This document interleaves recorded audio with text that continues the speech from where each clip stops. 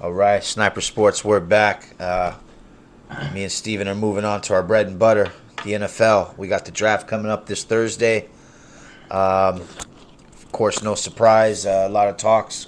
Who's going one, two, three? I think it's a offensive quarterback heavy draft. And hey, it's. I'm not going to say anything groundbreaking here. If you don't have the quarterback right, most likely you're just going to be waiting and you won't be relevant. I think all the other pieces, Steven, are much easier to plug in the gaps of positions that you don't have on your team. So with that being said, these teams are looking for their franchise quarterback. And some of the teams that haven't been relevant in a while, Chicago Bears, the Commanders, New England's rebuilding.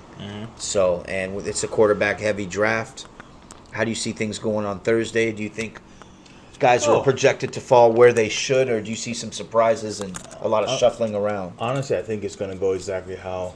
I think this is one of the first times where I think majority, if not all, these gurus, Get their Sean mock drafts McVay or right. whatever, get Yeah. their drafts right. Mel Kiper Jr. I think it's only just in an aspect of what position or like what player they want at that Yeah. position. We all know the top three are going to be quarterbacks. I would be shocked out of my mind if one of those top three is in a If it quarterback. wasn't 1, 2, 3 QB. Yeah, Okay. and I think it's going to go how they projected it. Caleb Williams, Daniels, and then Drake May. I don't think McCarthy is that good. And even with receivers, I think it's just all what you want. I think it's just, we have so many receivers, we're from LSU or Texas or Washington, Marvis Harrison Jr., Yeah. Brendan Rice. There's just so much talent offensively. I just think that, Yep. Malik you know, Neighbors, LSU. where there, it'd be maybe five teams will pick a defensive player just because they have their receiver and their quarterback. But you look at majority of the top teams, they have their quarterback and they have their receiver. So I think they're going to go defense. But Yeah. other than what I'm saying, I think the most intriguing pick out of all this, Joe, is probably the ninth pick with Chicago. I think they're going to pick Caleb Williams. Why would you not? What would Yeah. they do at ninth? At ninth, I think pick up an edge rusher. I don't. I think It's not a bad idea. they have a decent running back, a good running back. They have their receivers now. Yeah, they have a some good. veterans at the skilled position, so it's not a must that they pick a receiver or running back. Yeah, so I just think this draft is all about if you fit the team, if you fit the quarterback position, like maybe Marvin Harrison Jr. is botching the interview, so he doesn't go to Arizona. It didn't seem like he wanted to, and it seemed like a lot of players wanted to go to Arizona. Right. I don't think it's because of Kyler Murray, but maybe just want to play with Just the franchise, maybe. maybe Haven't had a lot yeah. of success. So I think that's where it Not a plays winning culture. into a bit of where you fit in with the coaches or where you kind of want to go, how your interview went, how your association with the some of the other coaches or with your quarterback. So I think that's the biggest thing with this whole draft process. It's not about the best player and taking it down. I think it's just, do you fit the team? Do you fit our mantra or Yeah. our goals and everything like that. So that's why I think I feel that this draft is going. I think it's going to be a heavy draft. I would have been, like I said, 28 of the 32 teams are going to pick offense, whether it be receiver, quarterback, lineman. I hear you, my brother. 'Cause even I linemen, do have a yeah. couple early predictions though, and let me tell you, I don't think Drake May is going to be as good as advertised. I don't think McCarthy is going to be as good as advertised. I do think Caleb Williams is going to be as good as advertised, if not better. I think this kid is the real deal. I saw him play every snap at USC. I saw him play a year over at Oklahoma. He's the probably the closest comp to Patrick Mahomes coming out of college.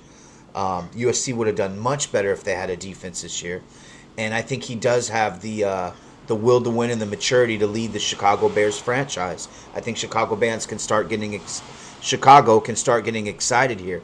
I did think Fields was a good quarterback, but they didn't really build around Fields. But now that they do, Chicago meaning have the pieces that'll make it a soft landing for Caleb. I think you're going to see him turn around that franchise and do it fairly quickly. So I like him at number one. I think you got to pick him.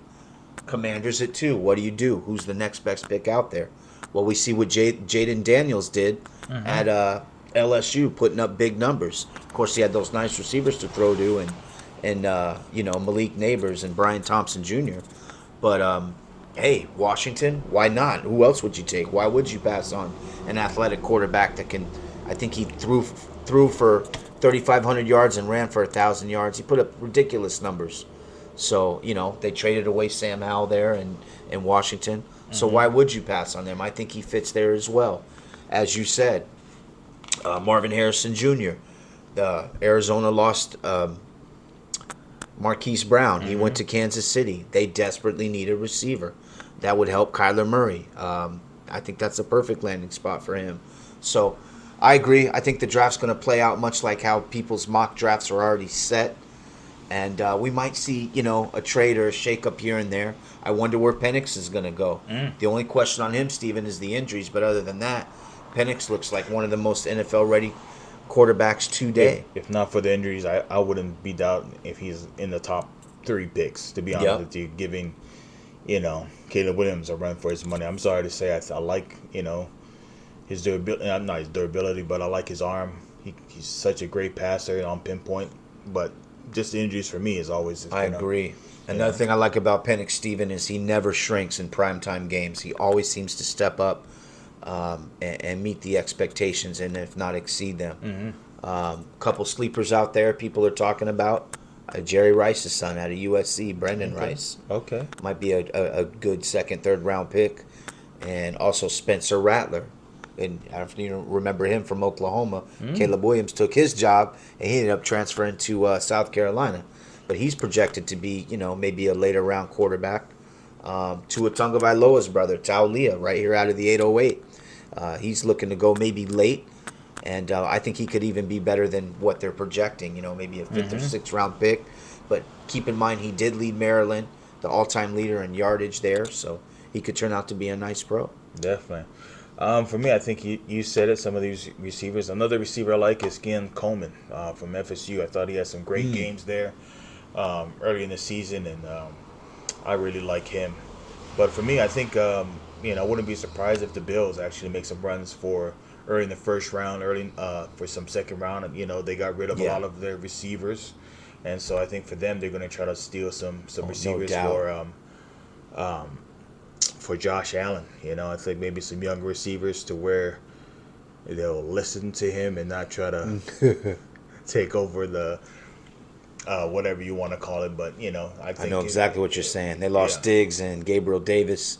How can they not go receiver with the first pick? Definitely. But also defensively, they lost a lot of people. But I think they'll make some noise this year, maybe in the draft, to try to move up and to get some pieces that they feel they can get or they want. So I'm just excited for the draft. It's just, one step closer to us having football again. And I know we just had it a couple months ago, but it's always exciting. You're welcoming stars into the new league. It gives everybody hope. Everybody's a fan and has their team. It's like starting the school year new, right? Everybody's fresh. There's a lot of optimism there, so should be good. It's coming up Thursday. We'll see how it goes. Yeah, but we'll let you know what we thought about the draft and where everyone went. And, But hey, leave your comments. We'd love to hear what you think. Tell us who you think's a sleeper or who needs to be drafted higher or lower or what. So, we always like to hear the feedback. All right. Well, we're out. Sniper Sports.